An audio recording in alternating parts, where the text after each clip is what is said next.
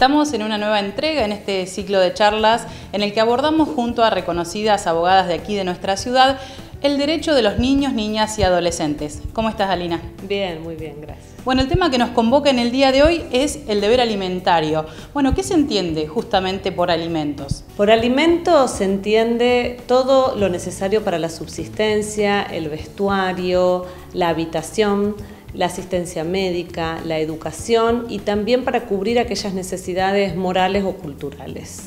¿Y quiénes pueden reclamar justamente estos alimentos?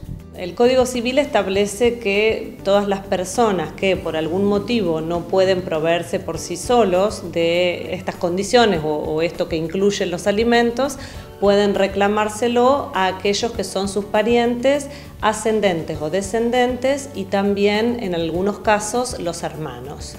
Lo más común, lo más frecuente es el reclamo de alimentos por parte de los hijos hacia sus padres. Digo en plural porque no necesariamente el obligado es el papá, en algunos casos es la mamá, depende con quién los hijos conviven, ¿no es cierto? ¿Y qué factores inciden o pueden llegar a determinar lo que es el monto de estos alimentos que se deben otorgar?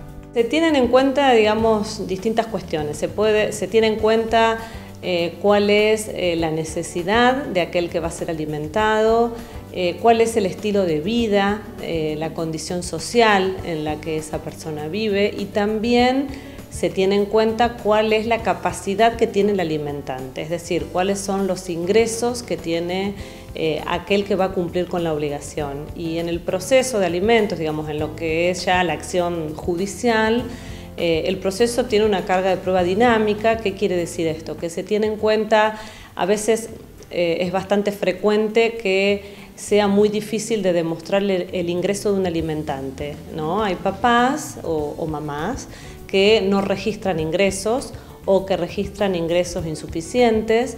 Bueno, en ese caso el juez va a tener en cuenta, si no es posible acreditar el ingreso, algunas presunciones que le den un grado de certeza de cuál es el estilo de vida que lleva este papá que tiene la obligación alimentaria a su cargo. ¿Y hasta cuándo se tiene esta obligación? La obligación alimentaria está prevista en el Código Civil hasta los 21 años de edad, en el caso de los padres respecto de sus hijos, ¿no es cierto? Hasta los 21 años de edad y se extiende esa obligación hasta los 25 años para aquellos niños o jóvenes que se empiezan a capacitar para formarse profesionalmente o para poder el día de mañana obtener un empleo. Algo importante a destacar es ¿desde cuándo se comienzan a deber los alimentos? Es muy importante eso, aclararlo, porque habitualmente se cree que el deber alimentario existe y uno, aunque no haya nunca hecho un reclamo, si pasaron 10 años, si tengo un hijo de 10 años y hago un reclamo de alimentos, voy a poder reclamar por esos 10 años que este papá no cumplió con el deber alimentario.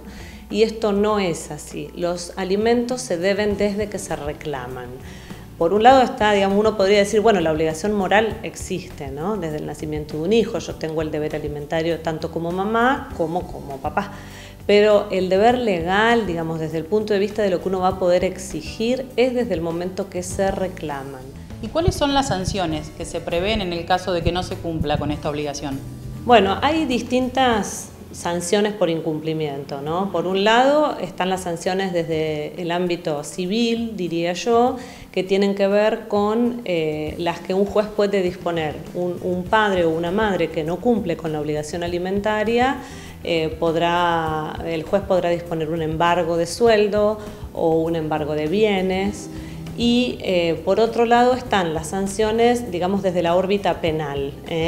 Hay un delito que es el delito de incumplimiento del deber de asistencia familiar, en el cual está incluido este deber, que es el deber alimentario, y en el caso de que sea condenado por un juez penal, una persona que no cumple con el deber alimentario, podrá imponerse una pena de prisión que va de 1 mes a 2 años o una multa, digamos, esta es una opción del juez penal que juzgue este tipo de delitos. Y La Pampa además adhirió por ley y creó el registro de deudores alimentarios. Y en este registro precisamente se deja constancia de aquellos que tienen deudas por alimentos.